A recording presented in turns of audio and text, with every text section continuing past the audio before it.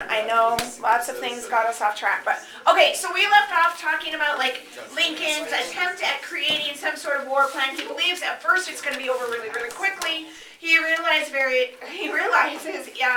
pretty quickly that this whole 90 days of service isn't going to work, and so he has to call on for a longer term of service, and then subsequently, as a result of that, we see 4 more states will leave the Union as they perceive Lincoln is actually waging war, and that he's not trying to preserve the Union, he's just trying to defeat the Confederacy. Yes? Isn't he trying to do both, though? Yes. Like, he is waging war. He is waging war. I mean, that's the reality of it, but he's also arguing that the South started the war, too. Does that make sense? And he's just utilizing this as a way to defend the Union, the United States, not just to defend the North. Because you have to understand, when Lincoln is, and when we call the Union, right, we have the Confederacy and the Union. In Lincoln's perspective, the Union is not just the North, or even the border states. The Union is everything. It's the preservation of our country as we know it. Does that make sense? So it's not just about like this north-south thing, okay? It is the preservation of us as an entirety. Yeah. Okay, so like what were our other states doing at this point in time? Like What other states? like California and like Okay, so hey, it's a good question. California remains in the Union, so there are people from California who will come to fight, and there is a regiment from Minnesota as well that will fight in the Civil War. However, you also have to understand that most of the western states were dealing with their own kind of things that were going on at the same time. You also have to keep in context time frame and what else is going on in the United States. Remember 1850s when California becomes a state as a direct result of the California Gold Rush. Does that make sense? So California is in this boom because of the search for natural resources. But those natural resources and the gold coming from California, as well as gold coming from like Pikes Peak in Colorado, the Comstock Lode, which is a vein of silver that runs through Nevada, those funds are going to be going to the Union and then directly helping to fund the Union's Civil War efforts. Does that make sense? Yeah. So they may not be sending like troops to fight, but by being there and by being a part of the Union, they are helping to fund the war effort as a whole. Whereas the Confederacy doesn't have that. The only place really that the Confederacy has to really bring any outside food sources or monetary sources or anything else like that in is Texas. And Texas, although they are providing the Confederacy with beef and other food products, they can't match the amount of food products that is being produced by the rest of the Union Western territories or Western states. Does that make sense? Nor do they have access to the minerals and wealth. In fact, Texas at one point in time actually goes, there's a group from Texas who will actually try to go in and conquer Colorado as a way of getting the gold from Colorado that would then help to fund the Confederacy's war effort. Does that make sense? But the Confederacy doesn't have that. The other part of that is because of westward expansion, in part as a result of California Gold Rush, but also as in part of some other things, including Lincoln's passage of the Homestead Act, we see some Americans actually move west. And as Americans and more people move west, they're going to come in greater conflict with the American Indian populations that are in the west. Now, the vast majority of the Plains Indian Wars don't actually occur until after the Civil War, and the vast majority of people don't move west until after the Civil War. However, we do still have some conflict, and some of that conflict occurs during the course of the Civil War. Probably one of the best examples that we're probably most familiar with is with the Dakota Sioux uprising in Minnesota, in which a group of Dakota Sioux were secluded to a reservation near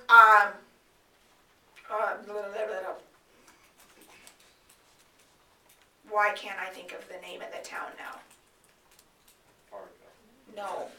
That's what it's hard. Darts. It's in Minnesota. No. St. Cloud. The Native No. American It's tribes, around right? it's near Mankato, okay? It's down here near Mankato. But anyway, it's not on the map, but it's down here. But anyways, the Dakota Sioux that were located on this reservation near Mankato, they were not getting the annuities payments that they were promised by the federal government. An annuity payment is basically like, here, we want you to go and move on to this reservation. They're like, we don't want to because then we won't be able to hunt and be able to provide ourselves with food. So the federal government said, okay, fine, but we'll give you that payment in food. Well, a lot of those payments, instead of going to the people, the Dakota Sioux, they were actually going to the soldiers. And so the Dakota Sioux were starving. So there's a group of, a small band of young men who just simply go out looking for food, and as they're out looking for food, they happen across a farm, and in this farm, they wind up stealing several eggs from the chicken coop, okay?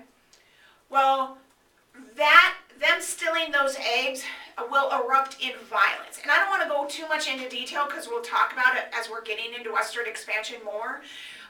But so these Western states are winding up dealing with a lot of conflict as a result of that as well. Does that make sense? So while they're not sending a ton of people to fight for the Union cause, and while Texas will send people to fight for the Confederate cause, the vast majority of it remains in the Union, will work to help fuel the Union both with food resources and monetary resources. Does that make sense? Okay. When it comes to the border states then, Missouri, Kentucky, West Virginia, Maryland, these states are ones that become critical for the Union to preserve. Part of the reason is not so much the idea of resources coming from those states, but part of it also is just simply being able to gain supplies and move supplies down into the areas in which fighting is occurring. In part because of larger river systems that exist, including the Ohio River system, which is located right through there. Okay, it becomes the border between Ohio, Indiana, Illinois, and Kentucky. That river system will link up with what other major river system?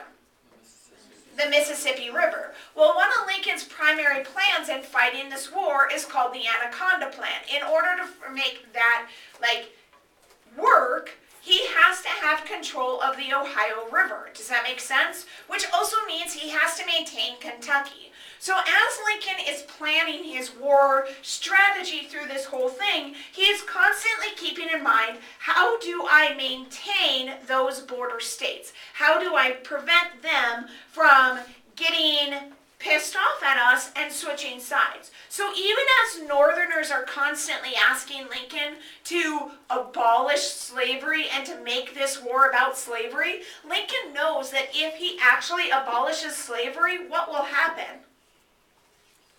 Maybe Kentucky. Kentucky will probably go. So will Missouri, because quite frankly, these states were slave states. So he can't make it about that. Does that make sense? He has to try to keep it about this idea of keeping the Union together. Okay? That doesn't mean that there aren't problems in these states. There are continual problems in these states. In Kentucky, there are people in Kentucky that simply disagree with being in the Union, and so they will flee and they will leave Kentucky and go into exile in the Confederacy. Virginia, remember Virginia, once it leaves, West Virginia, these individuals who were like the white mountain population were just so starkly different than the rest of Virginians that they simply decide, you know what, we don't want to go. And ultimately, they will wind up becoming their own state. We had talked about one of their biggest towns being actually closer to Pittsburgh than it was to Richmond. In addition to that, we will see, like, for example, in Maryland will see quite a bit of bloodshed, and ultimately Maryland will become an occupied state under martial law by the Union Army.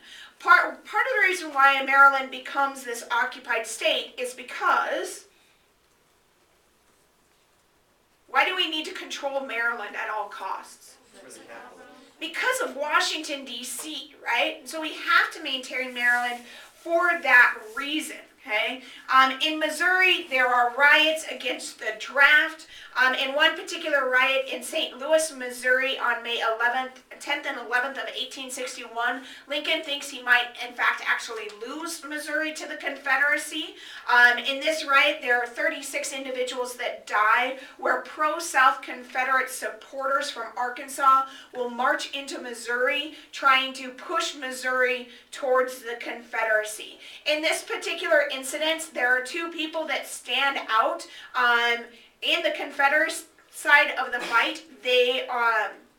Their names, you may or may not recognize them, is the James brothers, like Jesse James and Frank James, okay, who later go on to become train robbers and kind of thieves of the American West folklore. And then the other brothers also that are involved in the skirmish coming up from Arkansas into Missouri are the Younger brothers, okay? Jim and I don't remember his other brother, but it's Jim Younger and the other younger brother. You'll have to look it up quick, okay?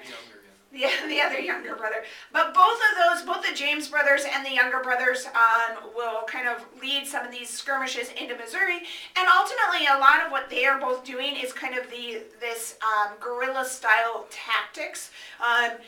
At times, they were led by actual Confederate army, and a lot of times, they just were kind of often doing things on their own, raiding the Union in the western side, okay? Through the course of the Union, then, this is what we wind up seeing as our official kind of map of the war itself. Families ultimately are split by this fight. Oh, I should turn West Virginia. You get two states. Okay. Haha. Come on, go back. Oh. Dang it. Wrong way. So now there's two different states. Okay, no Virginia. We have Virginia, West Virginia. But we'll see families be split on both sides of this, okay? And Lincoln understands that he has to try to maintain that balance as much as he possibly can. And in order to do that, he promises we are not fighting to actually free the slaves.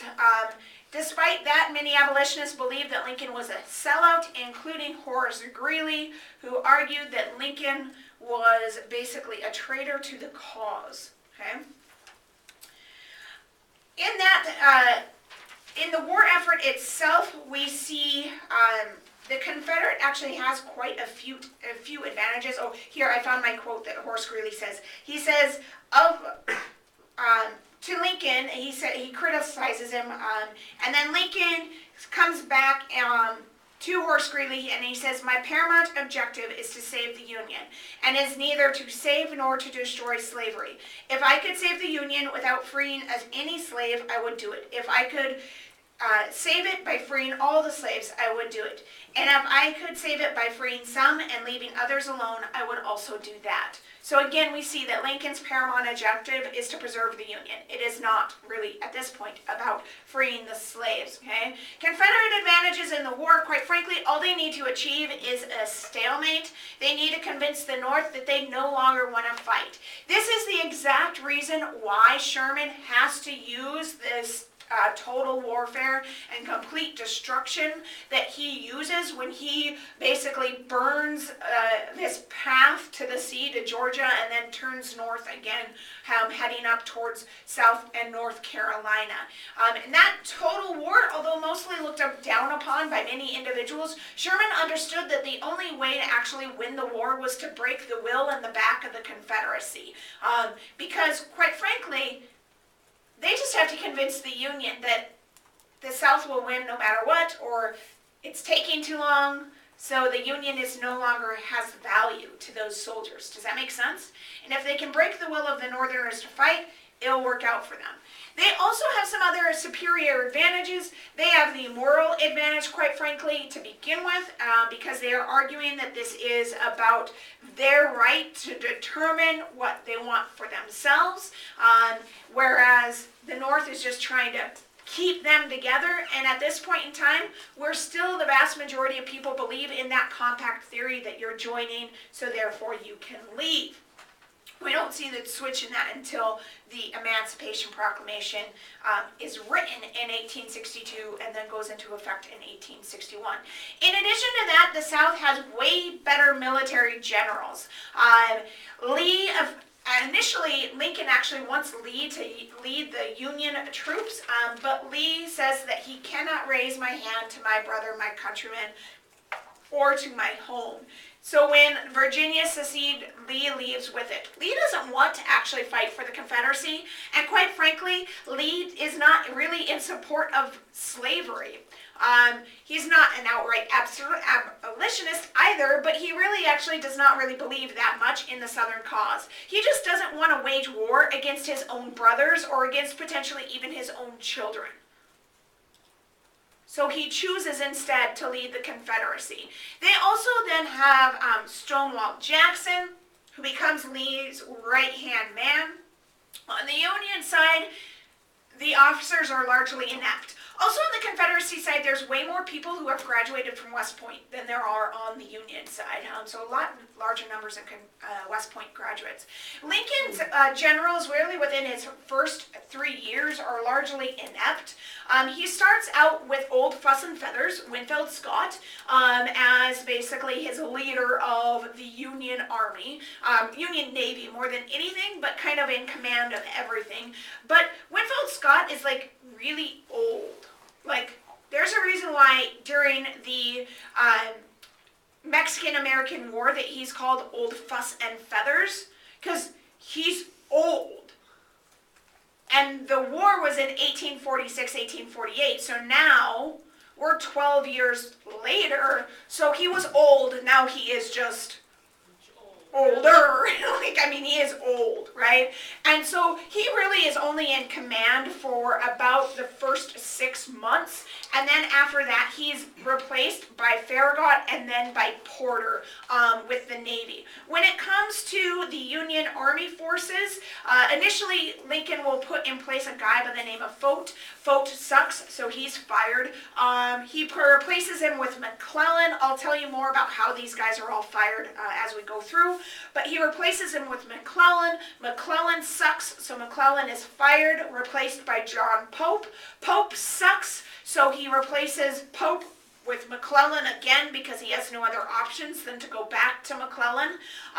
McClellan is fired again to be replaced by General Ambrose Burnside, to be replaced by General Fighting Joe Hooker, Joseph Hooker, to be replaced by George Meade, to finally be replaced by the only person who has had any sort of success, his success being entirely in the West, and subsequently he is replaced by Ulysses S. Grant, okay? And it is under Grant that we actually see Union victory, okay? So Confederacy had that going for them way more. The Confederates also owned a lot more guns. In the South, they were more, because of the fact that they were more agricultural and less industrial, fewer people in the South actually worked for a wage, which meant that they provided much more of their own food for themselves, which also meant more of them owned their own guns, which was a huge actual advantage to the Confederacy, because without those Southerners owning guns, the Confederacy would have had no way to supply their troops with guns. So most of the Confederate soldiers brought their own arms with them to fight in the war itself. And then the Confederacy just had to figure out how the heck they were going to find bullets and enough ammunition to actually make it work. For the Union cause, that's not an issue. The Union is industrialized. They actually have 2/3 of the industrial output of the United States. Maybe it's 4/5. I don't know. 4/5 of the industrial output of the United States, and so as a result of that, they can produce more and more and more weapons that they need. Not an issue.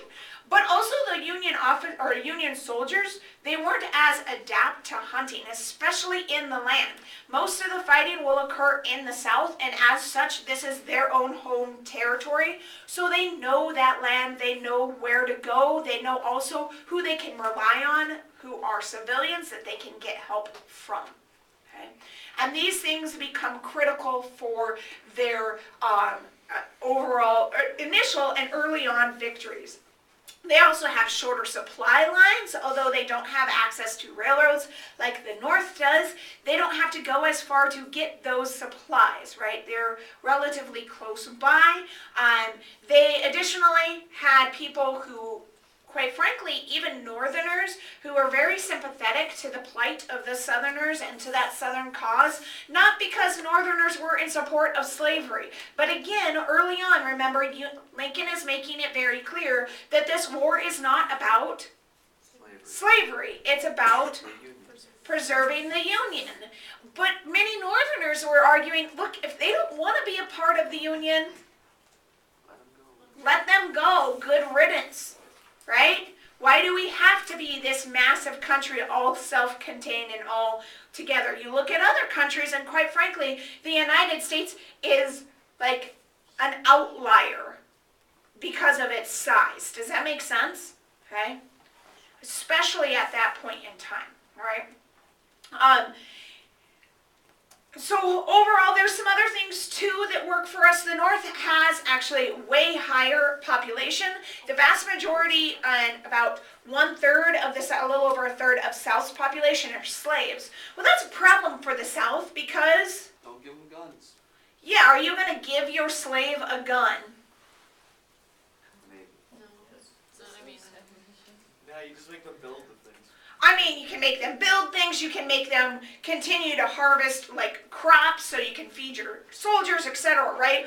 But I mean, you're probably not going to give them a gun because, I mean, I don't know about you, but if I'm a slave and my master's like, here, I'm probably going to take that gun and do what with it? Turn it. Okay, turn it on him and shoot him, right? I mean, it's probably not a good idea to give your slaves guns. And although the Confederacy will eventually, it's not until the very, very, very, very end of the war, and by the time they're actually like drafting slaves, we're not actually going to see that many slaves that have to fight on behalf of the Confederacy. Does that make sense? So it's not there. The North will enlist slaves, although not until a little bit later too, because they're not really sure how to handle that. Ultimately, they will decide that slaves are contraband of war. So much like if you were going through an area and they had like somebody had a cow and you would take the cow and utilize the cow to feed your soldiers. If the slaves come to the Union lines and want to fight with the Union, who are you to say like, no, we don't want you? Does that make sense? And so they begin to believe in that. If we look at the adult male population, only about half of the North's adult male population will actually fight in the war, whereas in the South, it is 3/4 of the adult white male population that will be fighting in the war. So that also makes it much more difficult for you to produce product to do this. The North has enough population that they send people off to war while still being able to produce product in the factory systems, without having to enlist women coming into the factories. We'll see that change during World War I and World War II where women begin to come into the factories. But in the Civil War, there's no need. There's enough people there that they can do that.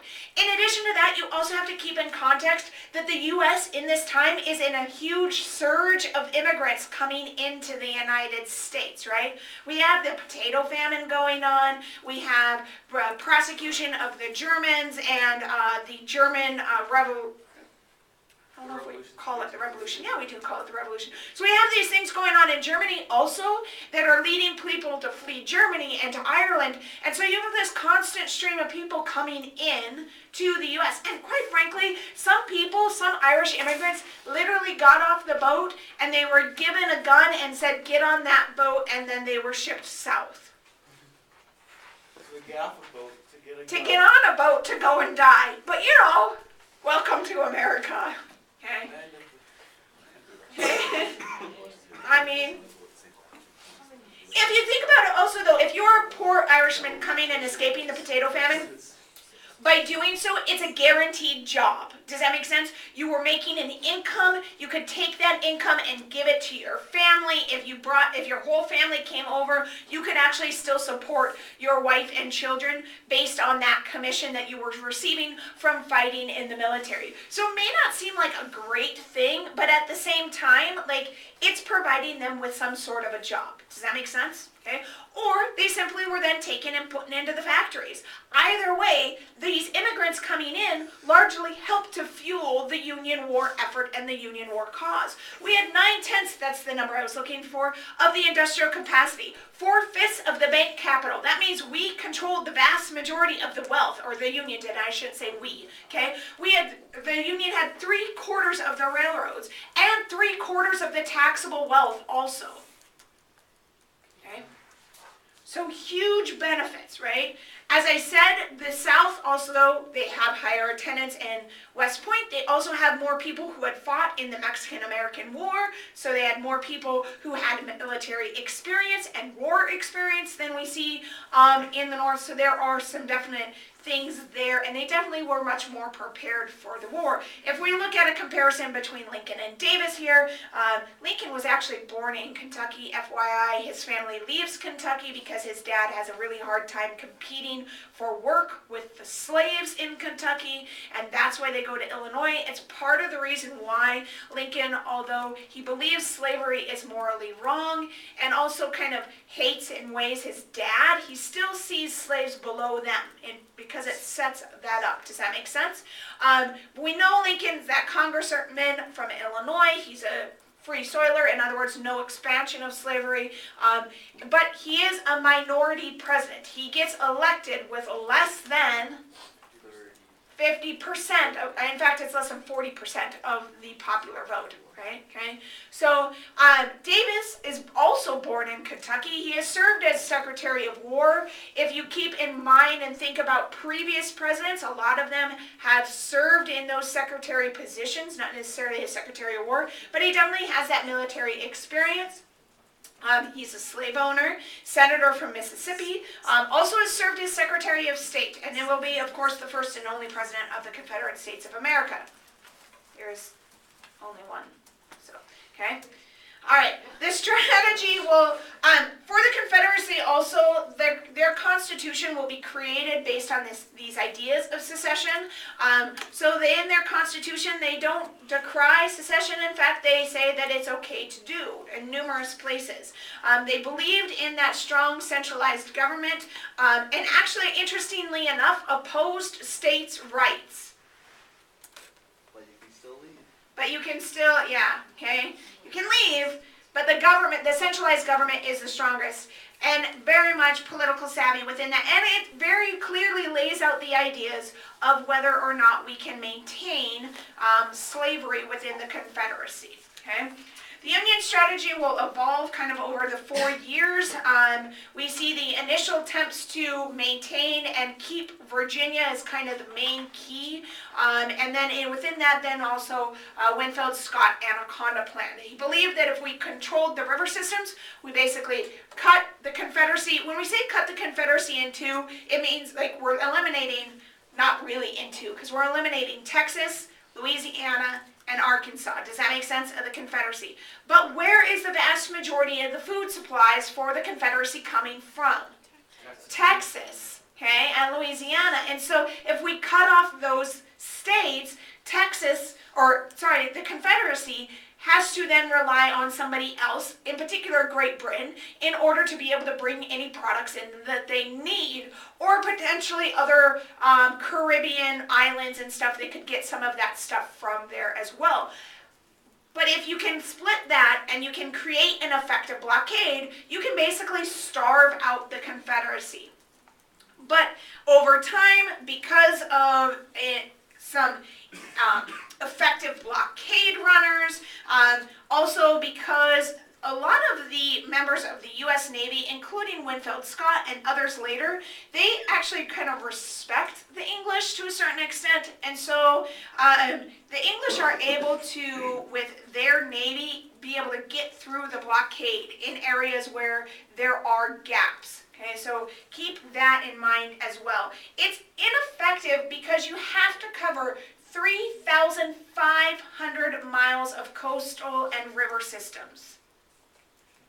That is an incredible amount of distance to try to blockade and keep people out of. Does that make sense? Okay.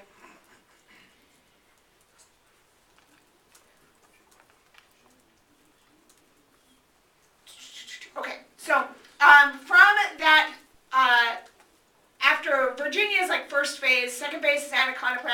phase is war of attrition, and the last phase is just try to keep them out of the border states at all costs, okay? When it comes to the Confederate strategy, the Confederates just believed they just needed to defend and delay the war until the Union gave up. Quick victories by the Confederacy very much demoralized the Union. Their alliance with Great Britain would work well for them, and they hoped to be able to capture Washington, D.C. while defending Richmond and eventually taking control of the border states. Okay? They later began to seek more decisive battles against the Union to try to convince the Union that it really wasn't worth it because of the length of the war going on. They too did not expect the war to last very long. And they will use their military leadership to outsmart and as an advantage to them over the Unions. Okay? To mobilize for this war, it's going to be much different than any war that we have ever seen. In fact, when you look at the stats and the numbers on the Civil War as a whole, when we look even at for the numbers of people involved in it, it is incredible. There are more people involved in the Civil War than for just the Confederacy alone than if you look at the Revolution, the War of 1812, and the Mexican-American War all combined. So there are a great deal of people that are involved within the war itself, and you have to somehow convince those people to be a part of your forces as a whole. Early on, it's mostly voluntarily brought in, although we will see the eventual use of conscription. In the North, 90% of the military forces are on volunteer. Quotas for each state based on population help them to fulfill that volunteered army. But we see by 1863 we will have that conscription put in place. Okay. In addition to that, we see new technology coming out, including rifling. Previous weapons that we had, basically you shot your gun and the bullet went like this through the air. Does that make sense? It kind of went wherever, and it was really hard to predict where the bullet would go. You shot and you hoped that you hit something. Does that make sense? Where new technology in war comes, they figure out how to make the ball spin as it's coming out of the gun barrel, which then makes it way, way, way more accurate. It goes straight instead of going all over the place, okay? Which then means instead of like, I'm trying to shoot Bo and I hit Bridget, okay? I'm trying to shoot Bo and I actually hit Bo, okay? Or I actually hit Connor or whatever. I mean, they're close enough to each other, right? So it made it way more accurate and made it you allowed to go much longer ranges as well. It also allowed it to be loaded a lot faster. The mini ball allows for a much faster load time, 2 to 3 loads per minute, which means the war is going to be much more deadly. Okay? It's a great thing about technology. Are we still practicing deadly warfare? Yes, at this point in time, for the most part, we are still practicing gentleman's warfare, although we will use some guerrilla warfare on limited basis. It's used more by the Confederacy than it is by the Union. However, we do see it used on both sides. We also will see smaller skirmishes frequently rather than these big, huge, like open battles that last for days. Although there's some of those too. Is the most updated warship the Ironclad still? At that point, yes. The Monitor and the Merrimack. We'll be talking